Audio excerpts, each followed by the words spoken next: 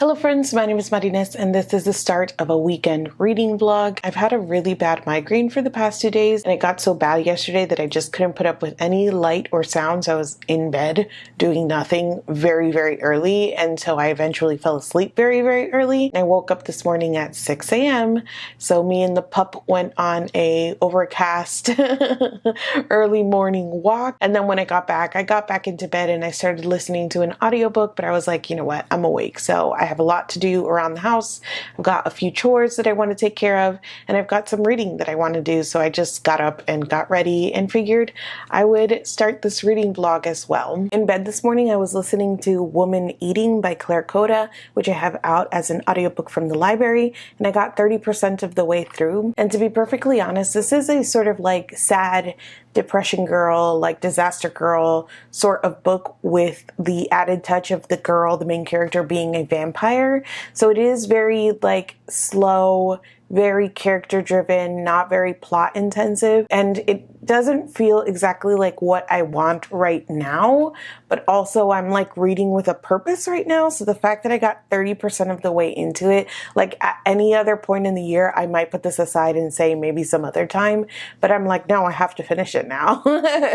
I've got books to read, so I want to finish it, but I'm going to deprioritize that for today and actually turn to some of the books that are on my TBR. So my goals for this weekend are Tomorrow and Tomorrow and Tomorrow by Gabrielle Zevin, which I'm budding reading with Max from Well Done Books, and Magic Binds by Ilona Andrews, which you guys are probably tired of hearing me talk about how I'm going to read this book. But look, I'm going to read this book, okay? I feel like this is going to be like another like character-driven disaster girl sort of novel, which again, not entirely my speed, but this is going to be action-packed and really quick and easy to read. So I don't know. I feel like I might be switching back and forth, like a chunk of this and then a chunk of this, even though I feel like this, I don't know, I could read this in one sitting. So I'm very back and forth, as you can tell, like trying to figure out the balance between my reading mood and like the project I've set for myself. Other things to do today: my puppy needs a bath so bad. He's such a stinky little boy. So we're gonna take the puppy a bath. My like apartment is a mess right now. At some point I started like decorating for Christmas and I got a bunch of stuff out, but I left it halfway. So I've still got some random decor and boxes just out in places, and just in general a lot of stuff that's not where it needs to be. This has been piling on since I got back from travel, and then it was immediately Thanksgiving, and it just was December 1st and I blinked and now it's December whatever it is. And it's like Christmas next week. Like I can't handle the way that time is getting away from me, and like I'm feeling it now in how disturbed my living space is. So I want to organize and clean in here, and then I have a few content things that I want to do. I want to put up a Patreon post today. I want to do another recap of House of Earth and Blood, and I have a couple of things recorded that I haven't been able to edit because I've been unwell for the past couple of days, and like staring at a screen was not it. So yeah, I've got content things, chores, a puppy bath, and reading. So here we go. It is 12:39 and I honestly do not understand how time works on the weekend. It's a cosmic joke because I woke up so freaking early this morning and I was like, I'm gonna have so much time, and here we are,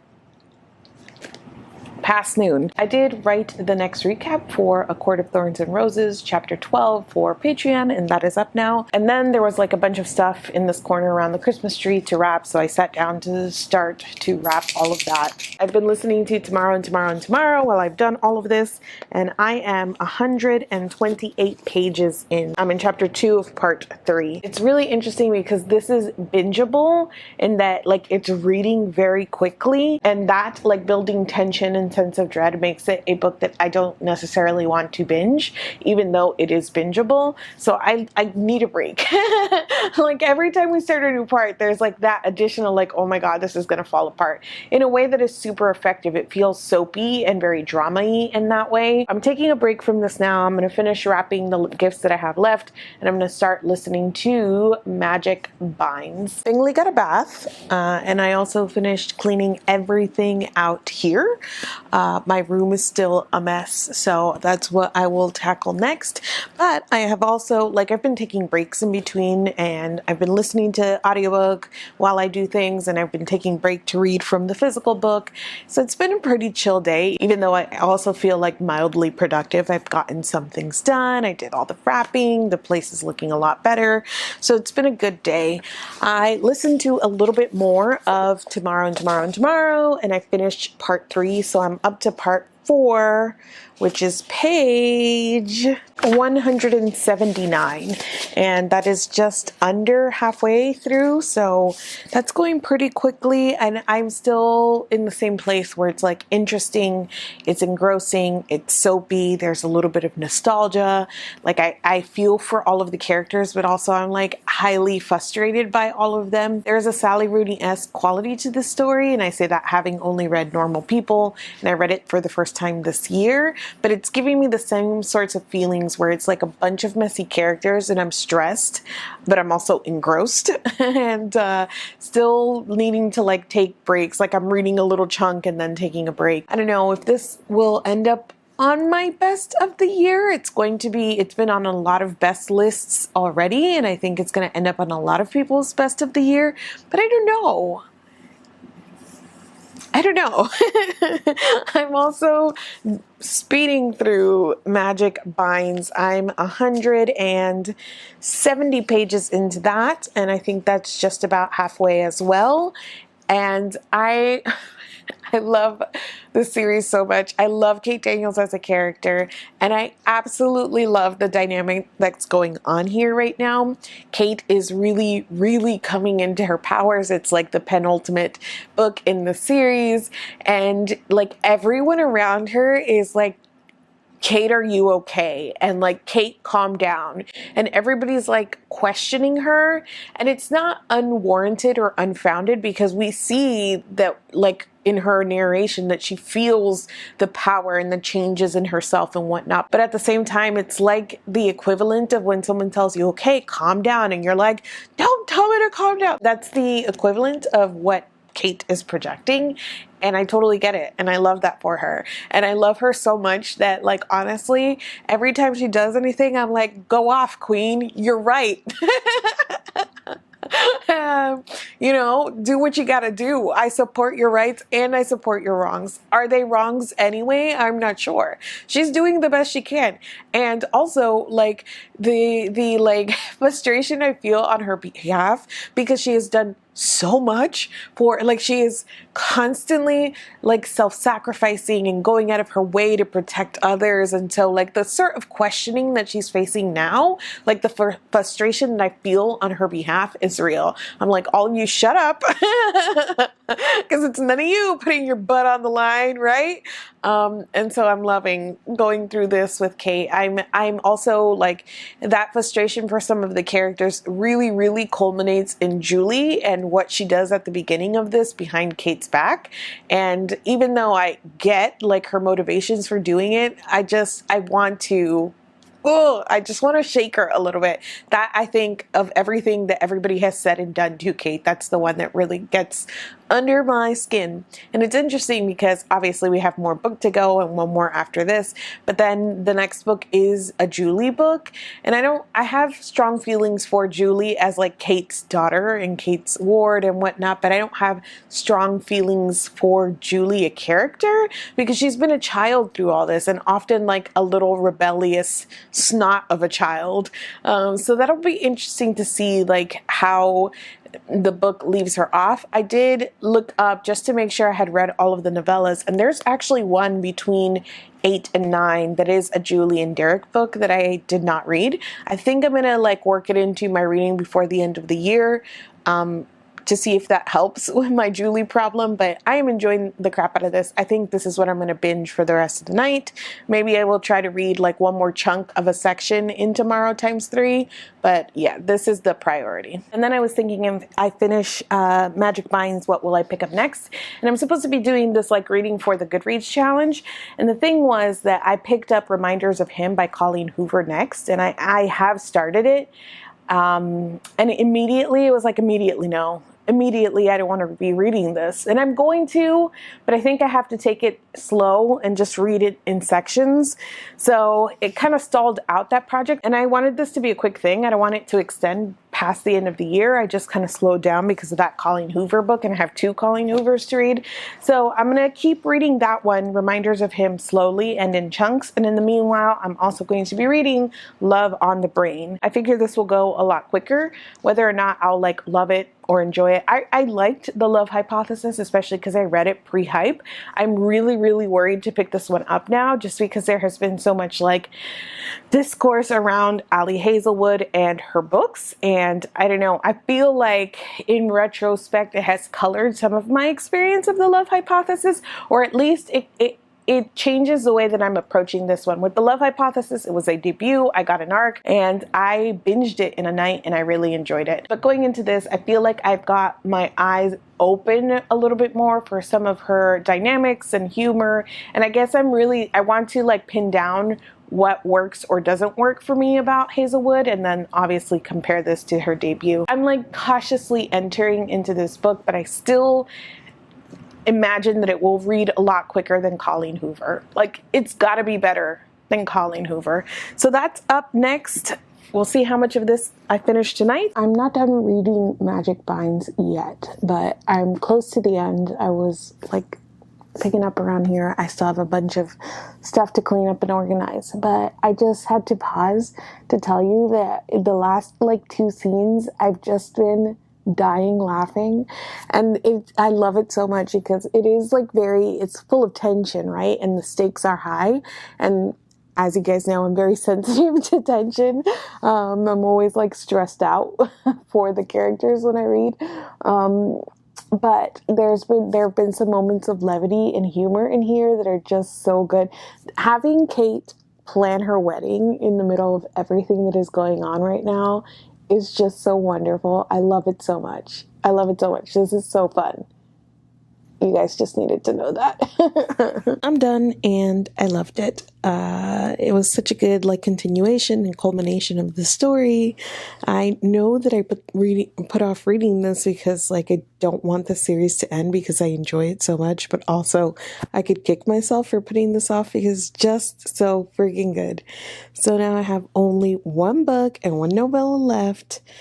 Actually, they just announced that they're going to do another novella coming out in January of next year. So I'm glad there's like more stuff in this universe that I can read, but also I'm enjoying like the end as well. I'm obviously ready for bed, even though it's not that late, but I woke up early this morning and I was on my feet a lot today. So yeah, this is what I'm feeling on this wild and crazy Saturday night. I could keep reading tomorrow, but I'm not really feeling that vibe right now. So I might start something new. I'll let you guys in the morning. What's up? Good morning. In a stunning twist of events, I just could not get to sleep last night at all. So I decided that I would just read something else until I got sleepy, but joke's on me because I read the entire thing. So I finished Love on the Brain by Ali Hazelwood, and this was okay. I don't know. I think it's going to sour more in my feelings the more that it sits. I enjoyed The Love Hypothesis. I thought it was like quirky fun, and all of the elements that were sort of like unbelievable or whatnot was just kind of like I was willing to suspend disbelief to go along with this sort of like zany rom-com vibe that it had. And a lot of the things that it didn't do super great like weren't things that particularly bothered me, but a lot of those elements are here as well and almost more exaggerated. So I felt like the main male character, Levi, just had absolutely no personality, whereas like that same sort of like grump, like, you know, misunderstood guy is present in The Love Hypothesis, but there was a little bit more where like when he started to warm up, I could see that Adam Driver's personality. But here I felt like no sense of who this man even was, except for that he was like big man and she was tiny girl, which again repeated from The Love Hypothesis and even more present and exaggerated here as well. But I think the thing that bothered me more than anything, or that like really took away from my enjoyment, was that I didn't I didn't buy into the dynamic or the tension between these two characters because they're holding a grudge from like grad school. She thinks that he's her nemesis, and it ends up being sort of like a miscommunication, a misunderstanding between the two of them. But it goes on for so long, particularly because he keeps saying like, I didn't hate you. And she just is like not listening. She's like, ha, ha, ha, of course you hated me. And I was like, what is happening here? And I think that the like youngness of the characters and like sort of the immaturity of their dynamic stands out even more here, because even though they were like post-grad, like PhD candidates in like the first book, they're in like a work setting here. And so I don't know, something about it just really brought out the like, what are you guys doing right now to me? I will also say that I think a lot of this is also just me, like I said, going into it more suspicious. I mentioned that, and just like paying a little bit closer attention, and then seeing, and then also like this happened to me with it, like Taylor Jenkins Reid as well, where she's telling very similar stories over and over and over again. And so it's almost like your first one or two experiences are the strongest with her. I feel like that might be the case with Hazelwood. Like that was fun one time, and then you did it again and you did it even more, and I'm just kind of like wah, wah. There is like a readability to her writing. There is like something clean about it, so it's not the worst thing that I will read on that Goodreads romance finalist list, but I also didn't have like a super good time, and I don't think that this did anything like particularly like amazingly or anything super fresh. So overall, I think I would give this like a 2.5 out of 5 stars. That's 2 books finished, and about halfway through tomorrow and tomorrow and tomorrow, which is going to be my focus to finish tonight because I didn't sleep well last night. I fell asleep at like 4 and woke up at 7. I almost like canceled my plans for the day and was just gonna like stay in and read, but I rallied. I'm gonna go to my mom's house. We're gonna go to church together. We're gonna have family dinner. So I won't be reading at all for the majority of today, but when I get back tonight, like I'll get back early enough that I'll have a good solid number of reading hours. So I feel like I can finish tomorrow and tomorrow and tomorrow. My stretch goal is that I started the next Goodreads romance book, and it is Terms and Conditions by Lauren Asher, and I'm 100 pages in. It is like 435 pages, so I still have a chunk to read, but it's reading quickly because it's absolutely a bunch of nothing. So I am also not having a good time with this one. I am striking out with all of these romances, and wow, what a time. So if I can finish tomorrow and tomorrow and tomorrow and Terms and Conditions, that's 4 books read for the weekend, and I will be so happy. But even if I just get 3 and like another chunk of that 4th book, I'll be happy with that as well. So yeah, I'm going to get out of here. I am running a little bit late, but you know, I'm doing it. I'm leaving the house. It is Monday night, and I actually recorded this clip originally this morning to wrap up this vlog, and then after work I sat down to edit the vlog and get it up today, and I realized that my final clip had not recorded any sound. So here we are Monday night to wrap up my weekend reading vlog, but it's all good. Yesterday I got home at like 8 something, and I was pretty tired from not having slept the night before. So I just immediately like got ready for bed and did a bunch of reading, and that means that I did finish tomorrow and tomorrow and tomorrow. And I had such an emotional roller coaster with this book, and I'm still not entirely sure like where I've left off with it. I think that there is a lot of skill here. I think it was super effective in what it was trying to do. Zevin created this story in this world that has these, not necessarily stakes, but it has these elements that are about like popularity and success and fame and notoriety, but she still crafted a very intimate world, and the bulk of this really is just about interpersonal relationships. And because of that, you have all of these like smaller moments that make up the plot core here, but they feel incredibly dramatic and very soapy. I love the balance of that. I love that kind of story. It reminded me a lot of reading Normal People by Sally Rooney, and it even gave me Elena Ferrante vibes, because Ferrante is also good at that and making these like small everyday moments seem incredibly incredibly dramatic. So it had those vibes going on as well. And like I said, that felt very effective. I think the thing that I mostly struggled with, as you saw through the reading blog, is that I wasn't sure I was enjoying reading this. Like, I kept having to take breaks because I found it really stressful.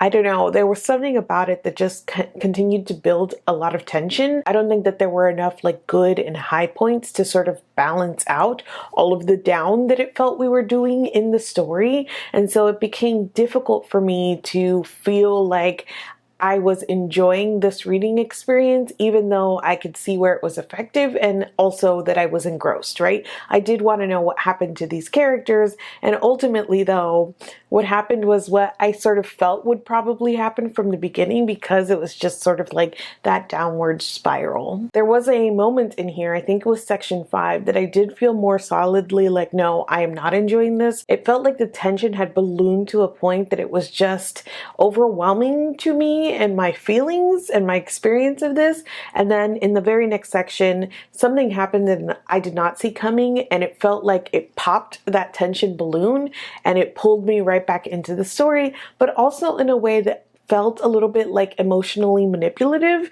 And there were a number of times in here that things happened that felt a little bit more emotionally manipulative in a way. I always say that every book, every story sets out to manipulate you in some way, but there are some where you feel a little more of the puppet strings, that you feel like you're being moved around as a reader. And those are always where you feel that friction or you feel that discomfort in a reading experience. And I felt a couple of those here. It didn't disengage me, but it sometimes pulled me a little bit out of the story. The thing that I think I really have to process is sort of the end here. I think that this story wanted to explore a very complicated relationship between two people that was friendship, and something maybe deeper than friendship, because they were also collaborators and they understood each other on a level. They created games together. This said a lot about like the people you trust enough to play with, and I think that that was a really beautiful sentiment as well. But I think the thing that kind of lost me in the theme of like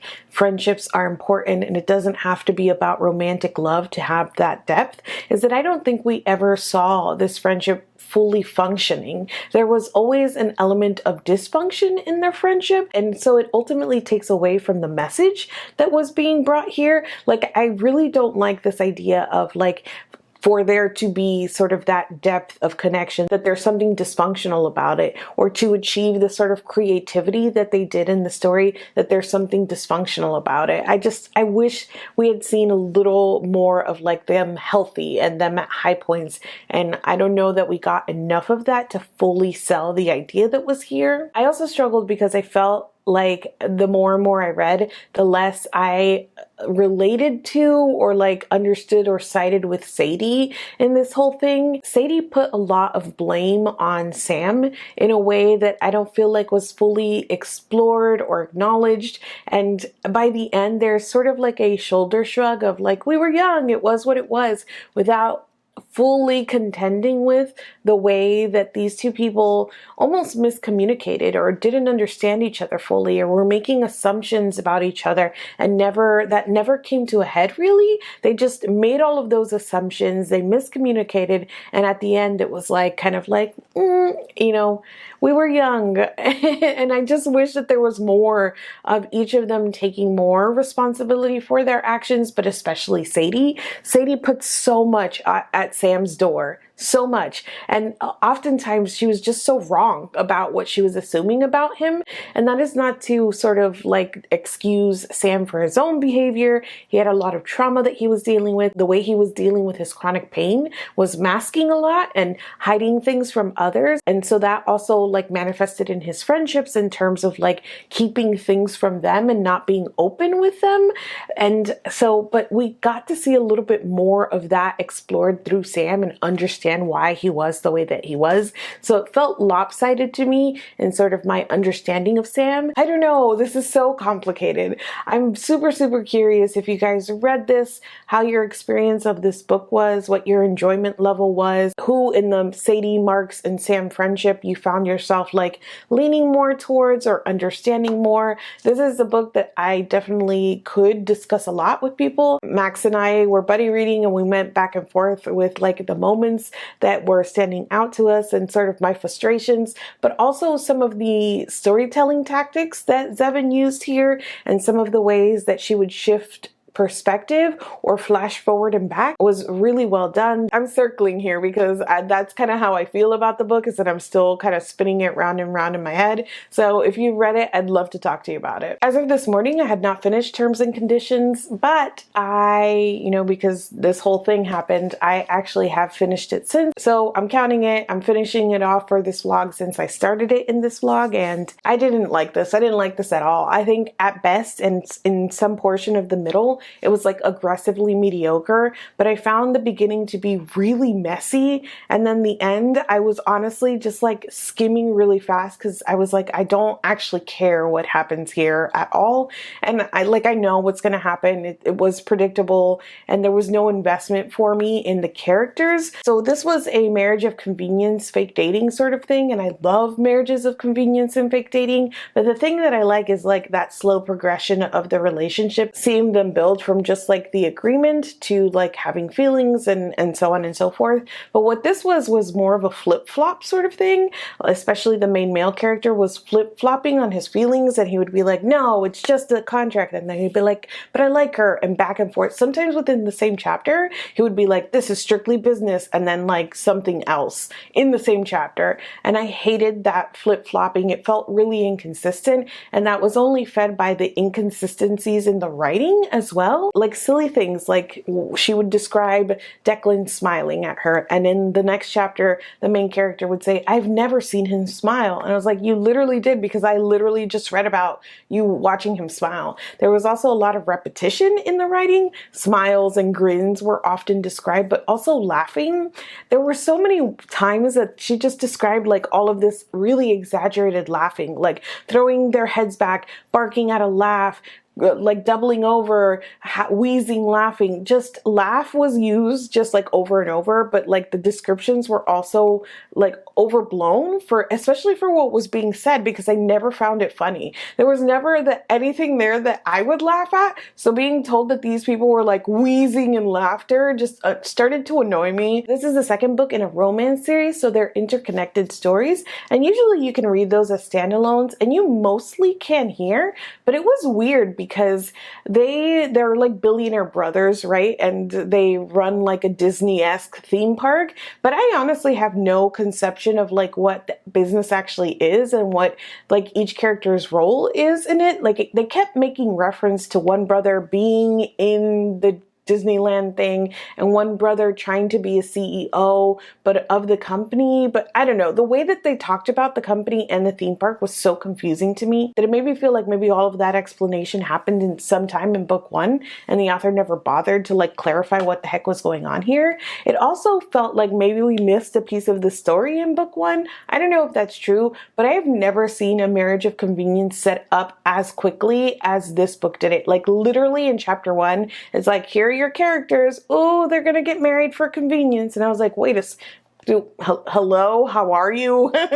How was your day? Can we get some introduction here? And that really added to the feeling of like the messy, weird, cobbled together beginning. It calms down for that aggressively mediocre middle, and then like I said, by the end it's just progressing in such a predictable way, and I found that I like did not care about either of these characters at all, so it was just kind of like whatever, and I was done with it. So overall I would give this like a 2 out of 5 stars. I am really not having luck with any of these Goodreads romances, but I did read 4 books this weekend plus Monday, and that is awesome. So that's books number 9, 10, 11, and 12 this month. I still have a ton of catching up if I'm going to actually make it to 30. We'll see how close I get. And I'm also just like super proud of this because they're 3 books that were on my physical TBR, 2 books for that Goodreads project I'm doing, 2 book of the month books, and 1 book that I've been talking all year about getting to. So super, super happy with this weekend of reading. That's it for me today. If you have read or would like to read any of the books that I talked about, let's chat down in the comments. Thank you so much for watching this video, and I will see you guys soon. There's like multiple gifts here and they are all just so small. I'm looking at this like, do I need to buy more gifts? And the answer is no, but you know. Anyways, excuse me, little boy. I gotta get up, so you gotta get up.